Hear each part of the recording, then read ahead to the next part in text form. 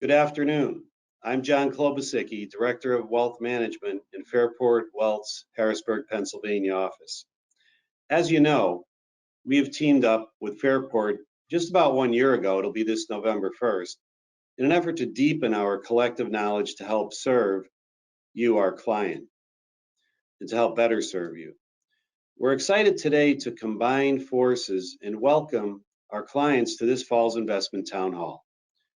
Based on your feedback, we've scheduled these webinars on a quarterly basis, and leaders from all of Fairport's office locations will take turns moderating.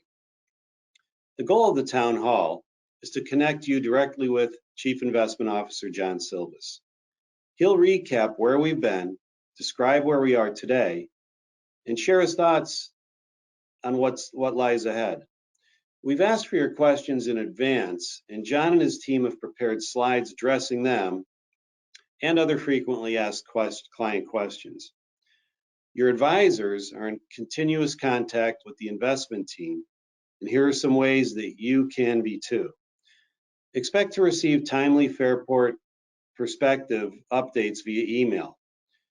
If you're interested in weekly updates, ask your advisor to share our market note on Tuesdays and Wednesdays. I know we've been sending them out on a regular basis. Subscribe to the Fairport Flash podcast on Apple Podcasts, Stitcher, or Google Play. Or follow the hashtag Investing with Fairport on LinkedIn for frequent thoughts on the markets and the economy. Everyone will be muted for this webinar and your cameras will be disabled. If you have questions that arise, you can type them into the question section of your toolbar, and we'll answer as many as we can, time permitting. Finally, I wanted to mention that we at FMA Advisory began our search for a partner to merge with, and it was very important to us that we partnered with a firm that was top in the industry in technology and depth of resources that we could bring to our clients. So I'm happy to say and very pleased to say that Hightower, our parent and Fairport's parent, was recently ranked number 2 out of the top 100 registered investment advisory firms in the country in Barron's annual marketing poll for the 2nd year in a row. With that, I'll turn it over to our CIO, John Silvas.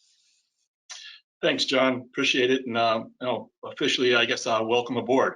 I will tell you, I was pretty excited about you guys coming on because, as you know, John, I'm a Penn State grad here living in Buckeye country, so it gets kind of lonely during football season. So I'm hoping we get a little more conversation. So let's get started.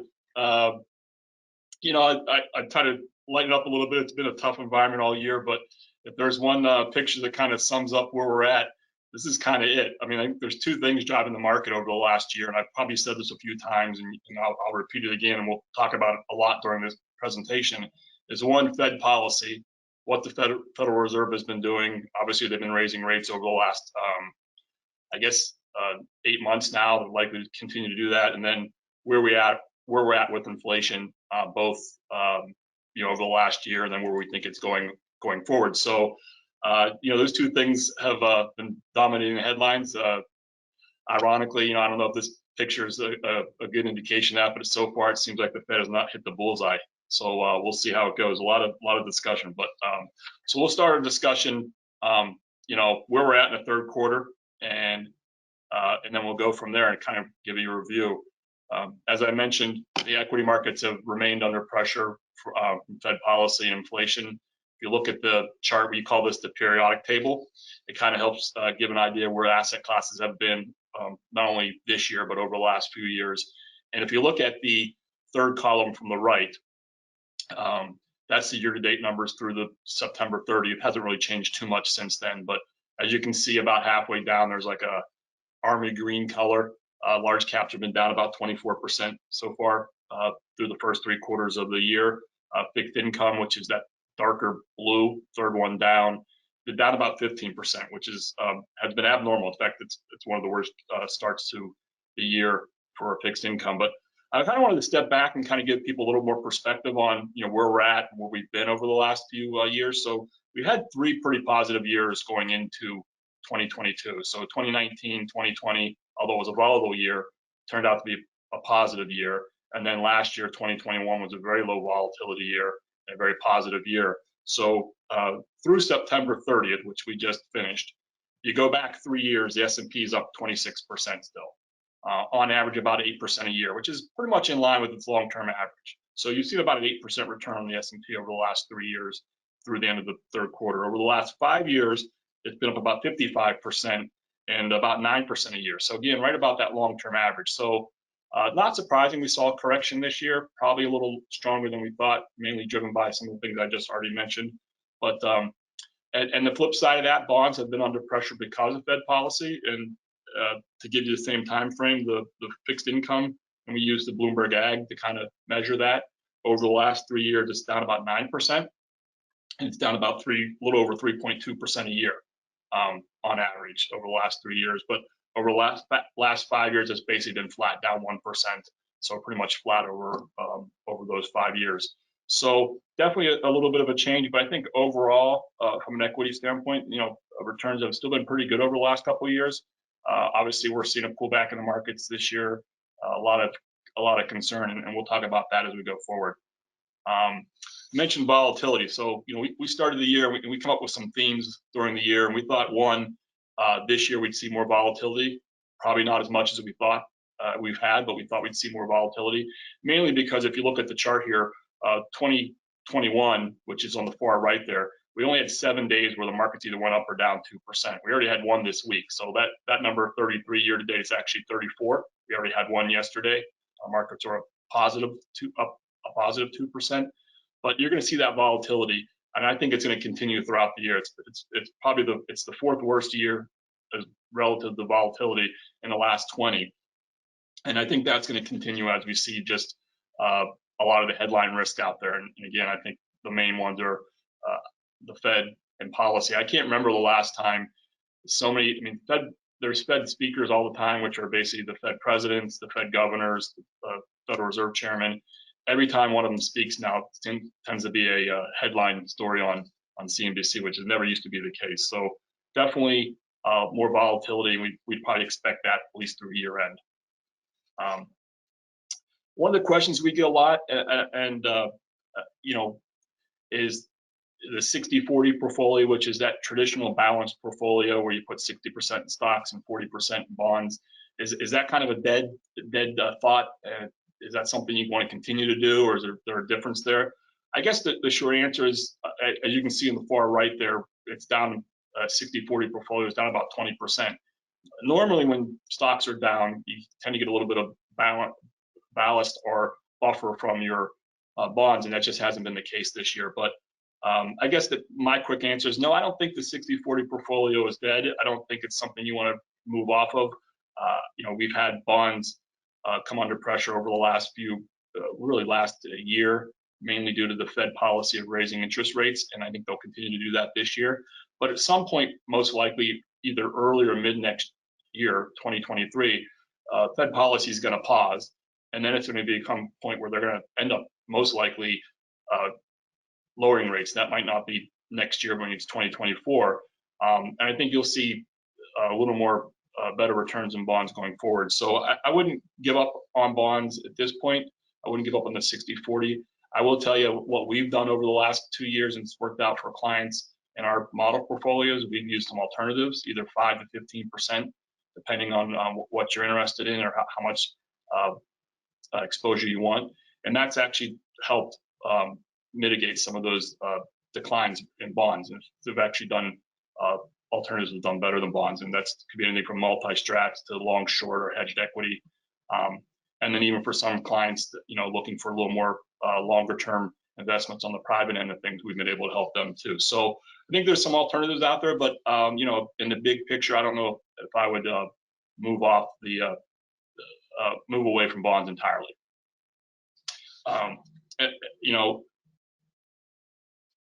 So I guess the next question is, when is the Fed going to stop raising interest rates? Well, if I had that answer for you today, it would be great, but no one really knows, and I'm not even sure if Chairman Powell knows at this point. But history would tell you we have to get the Fed funds rate, which is that blue column, higher than CPI, which is a measure of inflation. Historically speaking, all tightening cycles kind of end at that point. So if history holds, and you could argue this time is different, but let's assume history holds here. If you look on the far right side, 8.3, that actually came down yesterday to 8.2. Not a lot, but did tick slightly down. And then you have the Fed funds rates at 3.25. Fed's going to likely raise 75 basis points in November and probably again in December. So we're probably going to end up somewhere around 4.5%. So again, not quite there. I do think we're heading in the right direction as far as inflation goes, and that's something we're going to keep a close eye on as we go forward. So that's kind of the third quarter in general. I'm going to pause there for a second. We'll talk a little about the economy and then I think markets. But before we move on, I don't know, John, or Annika, if there's any questions out there that we can address. Sure, John. John, in the last town hall, you had commented that cash proved to be a better asset than fixed income or bonds. But that's going back from a starting point, of at least 9 months ago versus today's Federal Reserve moves. Yeah. So what do we see today with cash versus fixed income, or with cash positions in general? You mentioned that you would hold an overweight in cash for the near term. This is back in July. Where are we now? Yeah, it's a great question. So rates have moved quite a bit in the last, call it 90 days. The Fed's raised the short-term interest rates, which is the Fed funds rates, 3 times, probably over the last, call it 4 months, 75 basis points at a time.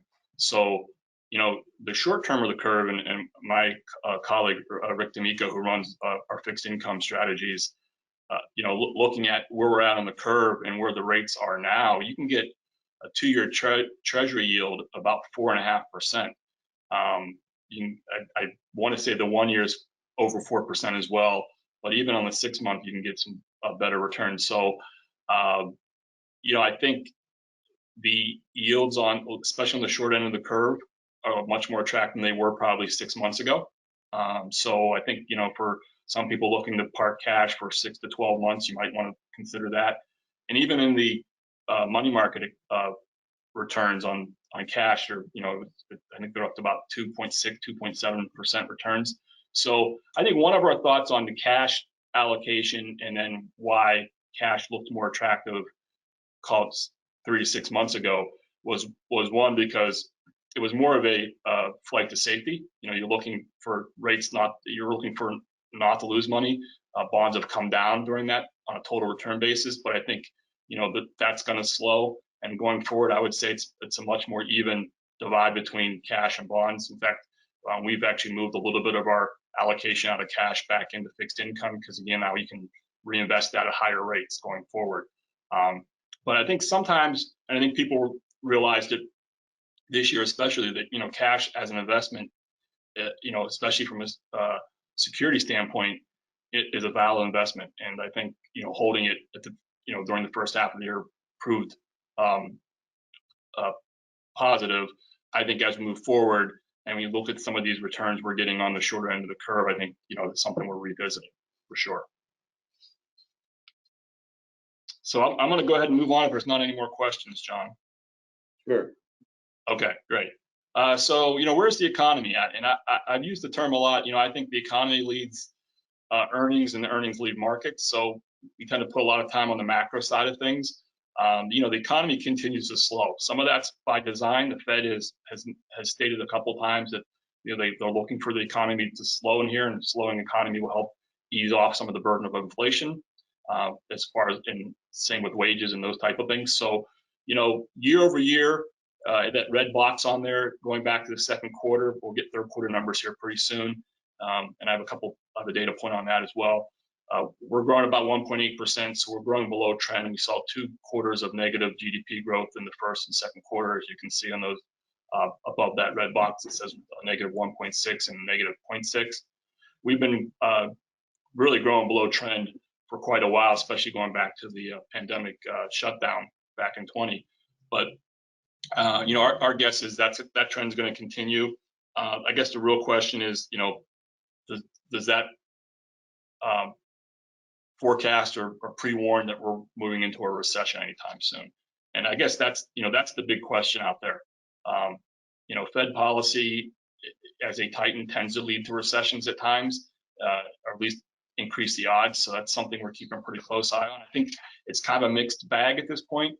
As you see the economy continue to slow, consumer net worth continues to fall. One of the things that I've mentioned before, that tends to lead the economy by 2 quarters. And right now we're seeing it fall into negative territory. So that could, be foreshadowing some tough environments as we get into 2023. As far as the third quarter goes, it looks like we're getting a little bit of a bounce. Like I mentioned before, we had 2 negative quarters in the first half of the year, third quarter, and I tend to use the Atlanta Fed GDP Now econometric model. Anybody can see it. It's up on the internet. It's been by far the closest or the most accurate over the last few years. In fact, a lot of economists that we see from Morgan Stanley and other areas like Citigroup, they tend to quote this as much as they quote their own. So it looks like, we're going to have a positive third quarter, probably somewhere in that 2 to 3% range, probably a little higher than most people expected. A lot of the street economists were looking for 1%, so maybe it's a little better than that. And that's pretty consistent with not being in a recession at this point. So we'll again continue to keep a close eye on that. Couple of things that would point the other direction, which things aren't in a recessionary environment. Company surveys. Evercore does this survey every week.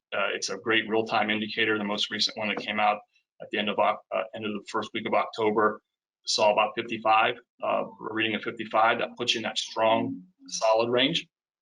And as long as you're in that range, that tends to be a pretty good indicator that at least currently you're not in a recession. We need to see that survey probably fall down below 50 before you start to really see that risk arise. So it's, again, there's somewhat of a mixed message out there. And it's hard to say that we'd be in a recession when unemployment's at 3.5% and it's actually dropping. So it's one of those, unfortunately, I would put in the good news is bad news camp. Unemployment continues to fall. We're at post-pandemic lows at 3.5%, which pretty much means anybody who wants a job has a job. That tends to be a little bit inflationary, especially as it increases wage growth. So something we're keeping a close eye on. It's a bad spot where you want to cheer for people not to have a job, for the economy for the markets to do better. So it's not really a great spot to be in, but that's kind of where we're at today. As far as interest rates go, it's hard to argue that they're not breaking out. The 10-year Treasury yield is right about 4%. I just checked this morning. I think it was 4.02. That's at a 10-year high. Last time, if you look at the chart here, you got to go all the way to the right or left side of the screen. Last time we had a rising 10-year high line was back in the early 80s. I don't think we're at that point where we're going to see that high of a rise. I think we're at 4. We seem to be holding that spot for a while. I don't know if that's the high in the cycle. We probably go a little higher at this point, but again, higher interest rates tend to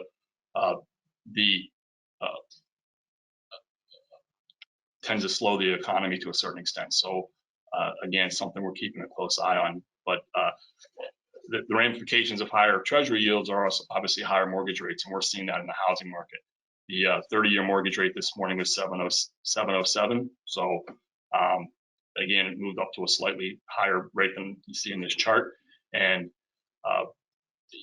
anybody that either owns a house or has some of their neighbors sell their houses, housing prices have moved up quite a bit this year. They seem to be slowing now as rates move up. Demand is starting to supply is starting to pick up a little bit, and prices are getting a little softer. So maybe we've seen the peak in that cycle, and I think you'll start to see housing prices either flatten out or maybe even start to roll over a little bit. But again, I think higher Treasury yields or higher interest rates in general tend to be higher mortgage rates, higher auto loans, and things like that. And speaking of inflation, always looking for signs that prices are coming down. One of the areas is used car prices. Manheim puts out a survey. We're starting to see that go down.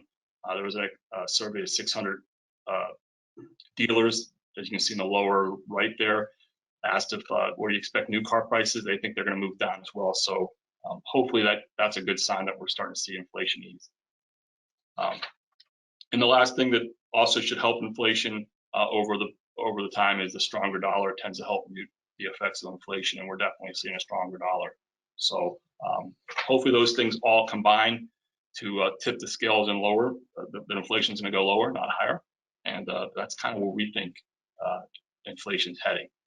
Not in a straight line and not in a dramatic drop. I think we'll see inflation continue to ease slowly.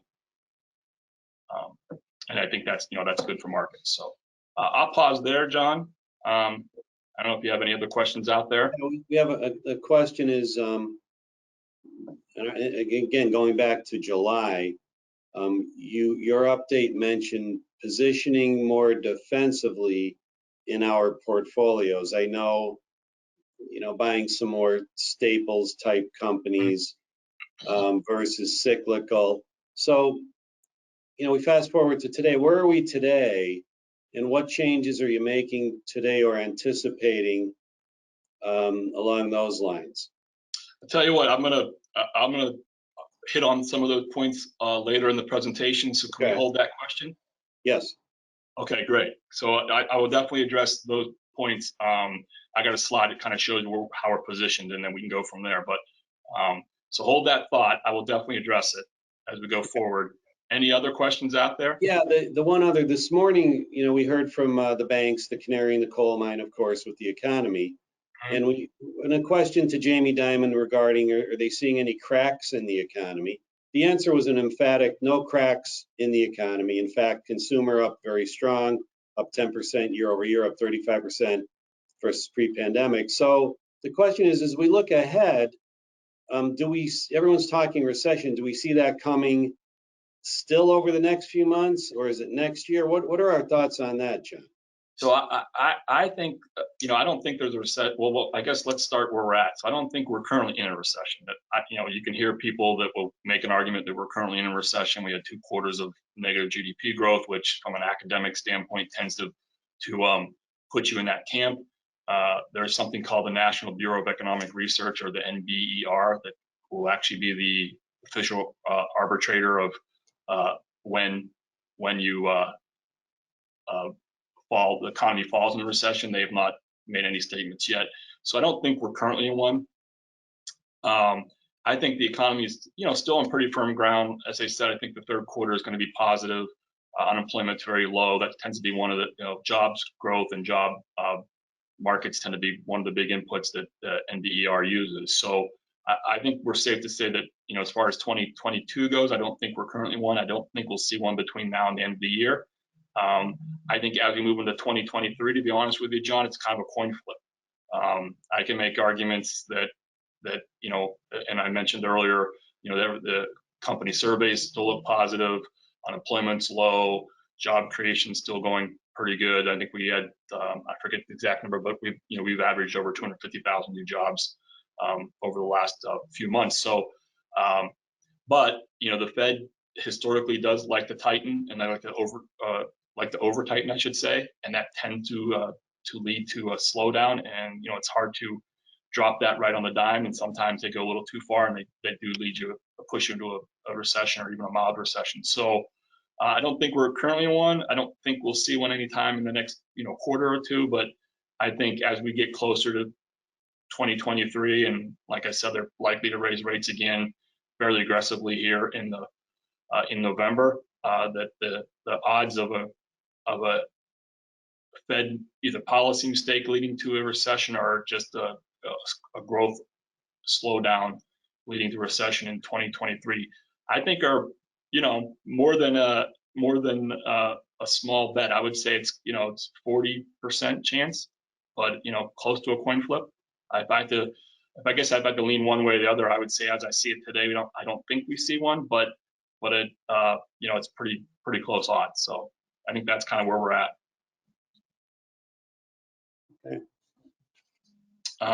So talk a little bit about the markets. So not a lot exciting to talk about. I think if there's anything that, from a long-term perspective, valuations remain pretty attractive for what I would call long-term investors. And I would put you, I would hope most of our clients are in that bucket. I would think if you have a 3-year time horizon or more, I would consider you longer term. I really preferably 5 years or more, but at least a 3-year time horizon or more.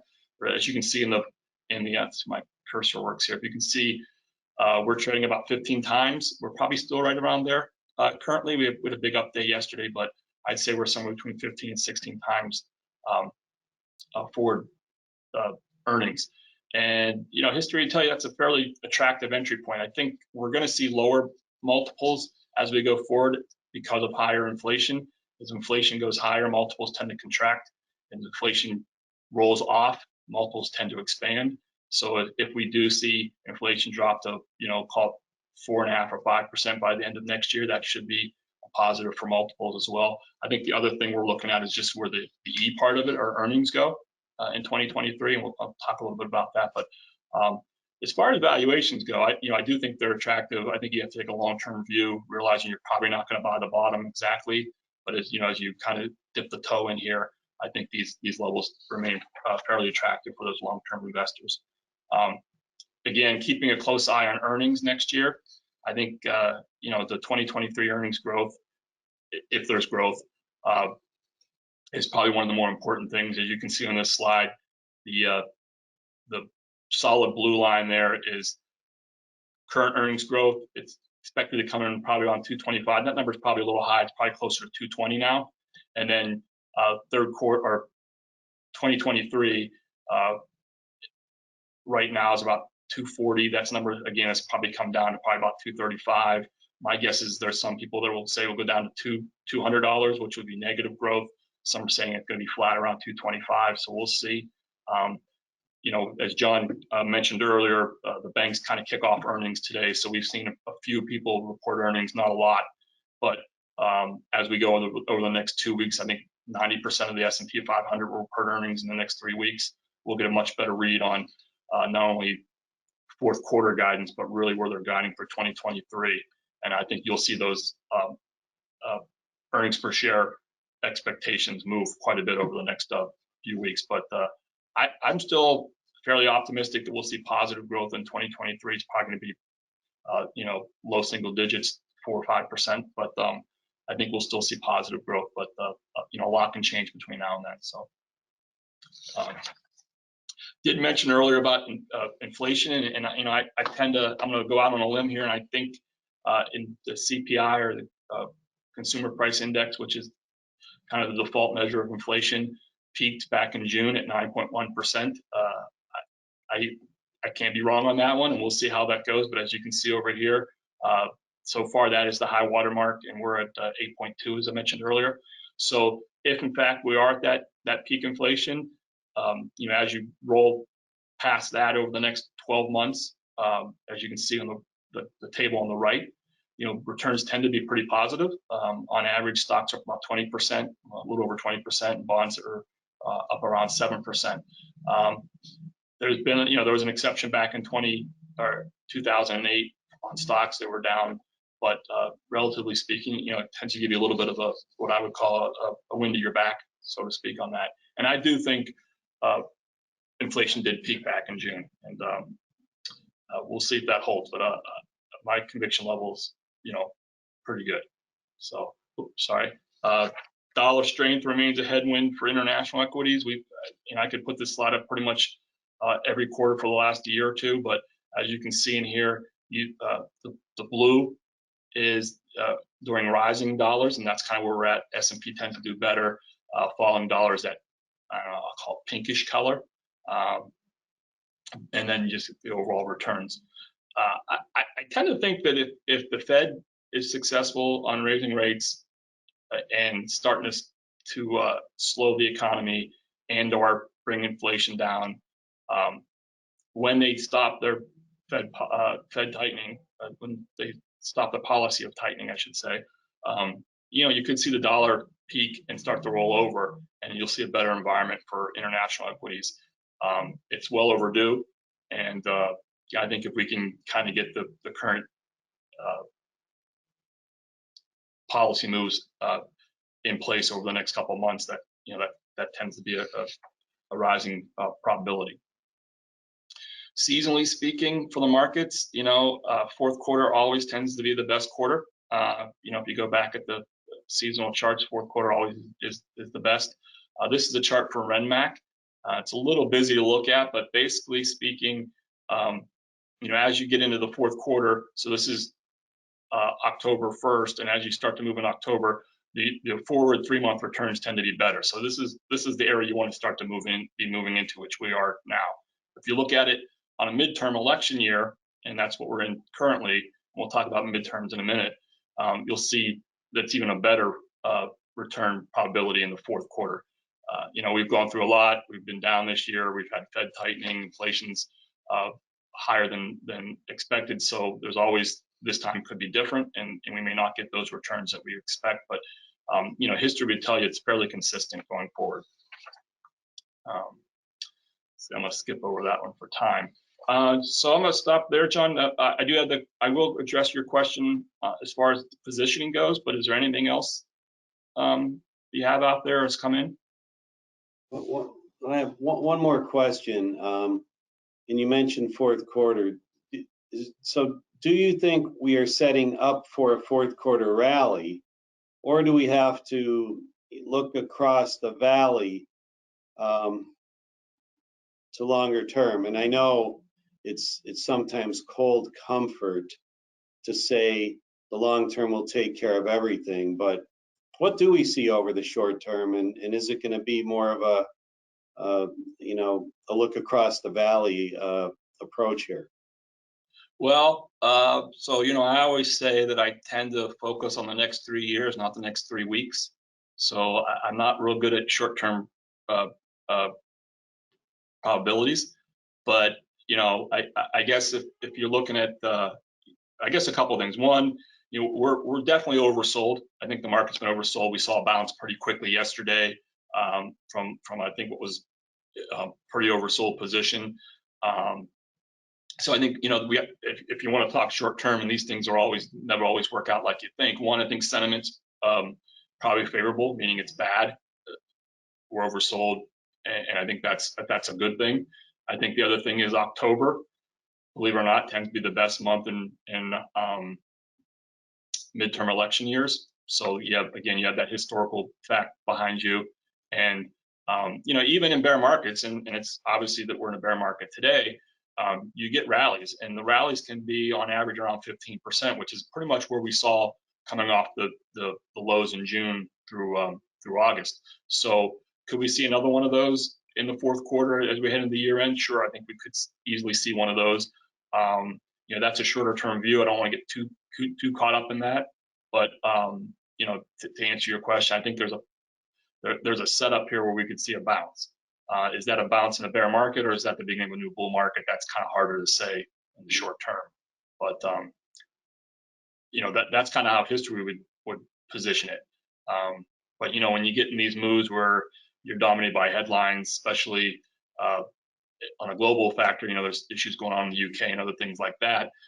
Those don't always play out. So it's a little hard to predict the short term. But if you're asking me to make a very small wager, I would say that I think we're kind of setting up here for a bounce in the fourth quarter. Thank you. Yeah. So you asked about positioning. So I've mentioned this earlier in the year. So I don't know if it's actually the last call or maybe one of the last 2 calls. If we started the year off, we were overweight technology. We were overweight consumer discretionary. Tend to be growthier areas. Tend to be more cyclical in nature. Definitely have moved off those. So we remain underweight technology by about call it 1.5%, a little under 1.5%. Communication services, which is kind of tech heavy, but again, we're underweight that one. And we've been underweight utilities for a while for different reasons, but definitely have shifted our I tend to use the terms cyclical, defensive, more than I would use value or growth. We definitely have shifted away from a much more cyclical bias to a much more even even positioning. So consumer staples is an area we've actually bumped up. We were underweight consumer staples at the beginning of the year. We're still overweight that by about 1%. Healthcare is an area we've increased our overweight to. Again, probably started the year either slightly underweight or about market weight with healthcare. So those are areas we've moved into. Pharmaceutical names. We bought a managed care, United Healthcare. Staples, we bought a chocolate company, which everybody would probably know in Pennsylvania. So I think, as far as where we're at today, I don't think that position is going to change. I think if there's, you asked about maybe where we're heading. I think, if I was to answer that question today, I would say that probably we may be coming off our overweight or slight overweight to consumer staples. There's a yin and yang between consumer discretionary and consumer staples, and usually when you want to see it turn on a relative basis, one versus the other. It looks like discretionary names have been beaten up a lot. That's mainly your retailers out there. So we probably want to start to add back into discretionary names and maybe take some out of consumer staples, and probably stay overweight healthcare. Healthcare tends to be a pretty good performer in this part of the interest rate or inflationary cycle. So I think that answers your question, John. Was there a second part to that I missed? No, that's it. Okay. Yeah, but anytime, feel free to either contact your advisor or they can contact us. I'm happy to have the discussion if someone has any questions on that, or which way we're heading or why. I'm happy to jump into the call. So anytime. Again, talked a little bit about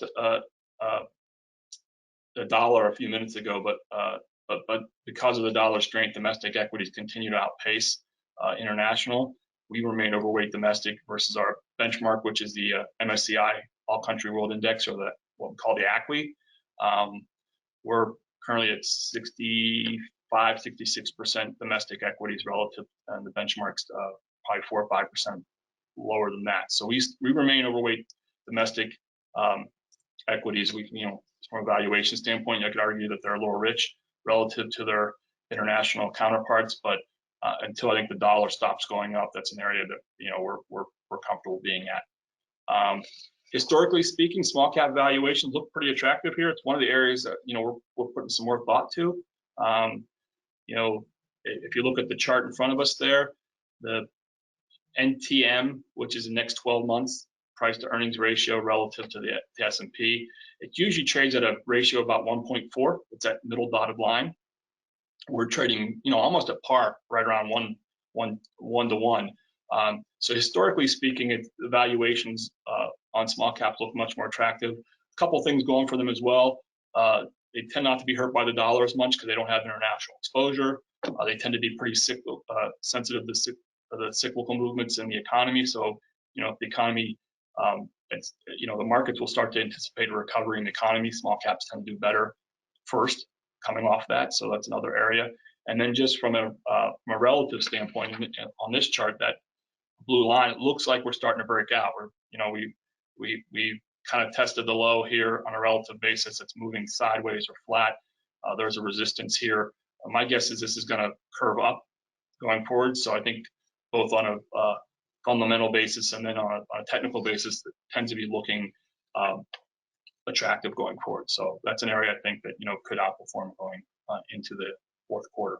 Well, I guess we're technically in the fourth quarter. I'll pause there, and then we'll kind of talk about what's coming up here for the next couple months between now and year end. Anything out there, John or Annika? No questions at this time, John. Okay. All right, great. So, one of the things we're keeping a close eye on. So you asked me about the probabilities of a recession earlier, John, and I think one of the things that you try to find indicators out there that are pretty consistent over the course of time. One of them that we keep a pretty close eye on is the inversion of the yield curve, and there's a lot of different yield curves out there. There's a 2 versus a 10-year. The one that we put a lot of emphasis on because we follow Evercore ISI's macro research pretty well, and they've done the study on this, that the it's the 10-year minus the Fed funds rate.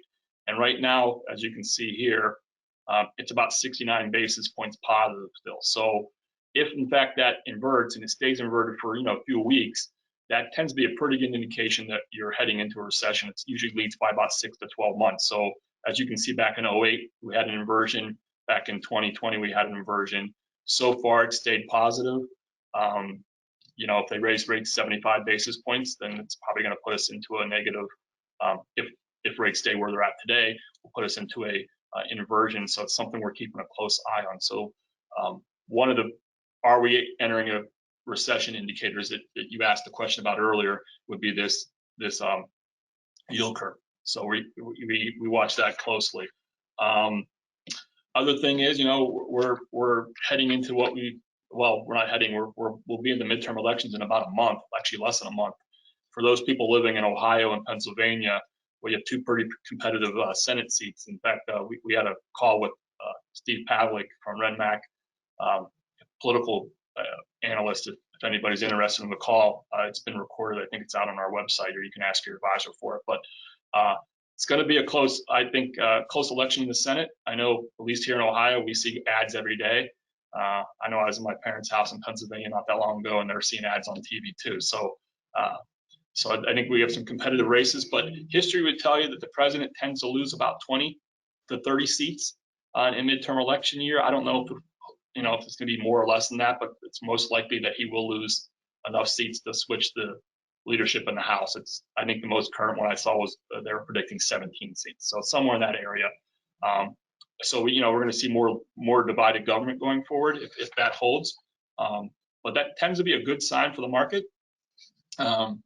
We're entering what is considered, if you look at presidential cycles and they go in 4-year cycles, we're entering that period, and I have a little arrow here, right around October, November, where it's the best 4-year or 4-quarter or 1-year returns post midterm elections. So we're entering that period here in the next few weeks.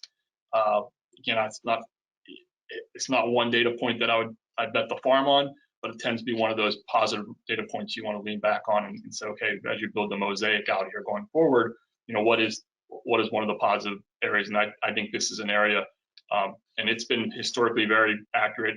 There's never been a 12-month period since 1948 post midterm election where the markets haven't been positive. So something we're kind of leaning back on as well. And it just to kind of, as we close out, I think it's important to kind of, keep the market movements in perspective. As I mentioned earlier, over a 3-year period, the market's up about 9% a year. We've obviously had a pullback of about 25%. Those do happen. I think, one of the pearls of market timing, which is, again, well, maybe we should get out of the market and get back in at a better date or better time, is missing some of the best days. And in fact, some of the best days to happen can happen. And a good example is yesterday. We had a big move yesterday. Market was up 2.5%. But returns can be muted, if you miss some of the better days. And here's, returns versus being fully invested versus missing the 5 best or 7 best days or 10 best days. And then, the other one is, just the range of stocks and bonds, although they can be volatile in a 1-year period or even over a 2 or 3-year period. As you get out over a rolling 4, 5, 10, 20-year period, equities, tend to do pretty well. If you go out, for example, over a 10-year period, the worst rolling 10-year period was 1% on average, or the best was 19. So you can see that. Same with bonds. So I think it's important to develop that asset allocation, the risk tolerance strategy with your advisor. What's your risk tolerance, and then invest accordingly and stick to plan and stick to investing. And I think when opportunities arise to rebalance those portfolios going forward. So if there's one thing I want to leave you on, it would be that note. I'm gonna stop there. We got a couple slides here, John, I have to run through for compliance reasons. But any questions out there or anything else pop up? No further questions. Thanks, John. To everyone out there, if we were unable to get to your question, the investment team, or if you have any more questions after the webinar, either the investment team and or your advisor can reach out to you directly. I want to thank you, and John and I want to thank you for joining us today. It's really our privilege to work with you and your family, and we really feel sincere gratitude for your trust and loyalty. So again, if you have any other questions, please feel free to follow up with us directly, and have a great weekend. Thanks, John. Appreciate it. And thanks Okay. to the marketing team for helping us on all the slides and things. Much appreciated. Thank you, everybody. Take care.